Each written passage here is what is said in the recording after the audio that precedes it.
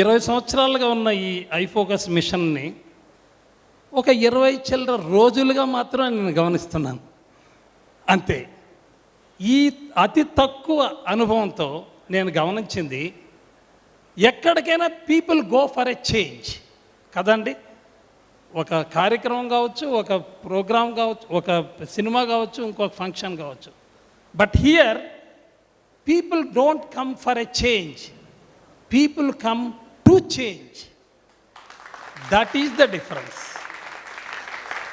ఇక్కడ జరుగుతున్నది ఏంటి ప్రత్యేకత? వారు చెప్పినట్టుగా నేను చాలామందికి, లక్షల మందికి ట్రైనింగ్ ఇచ్చాను, ఎన్నో కార్యక్రమాలు చూస్తున్నాను, ఎన్నో సంఘాలు సేవా కార్యక్రమాలు కూడా చూస్తున్నాను. సార్, ఈ ఐఫోకస్లో మీరేంటి ప్రత్యేకంగా చూశారు? నిజంగా చెప్పండి, 100కి 100 పాళ్ళు నిజంగా. అంటే నేను చెప్పే మాట ఇది.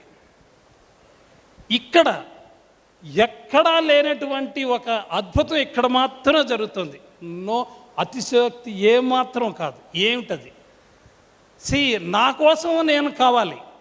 If I'm not for my self, who else is for me. నా కోసం నేను కాకపోతే మరెవరు వస్తారు?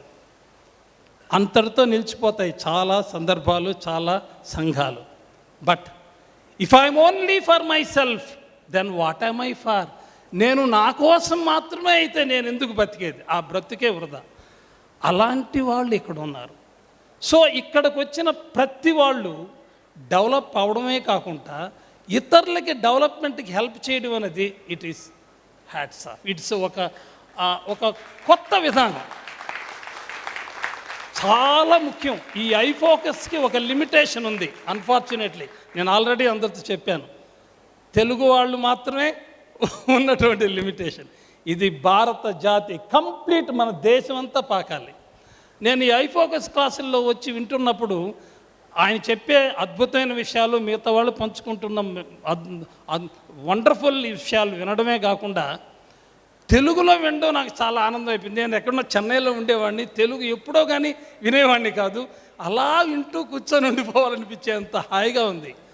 ఈ ఉద్యమం ప్రతి రాష్ట్రానికి వారి వారి భాషల్లో ఇది జాతీయ ఉద్యమంగా మారాలి.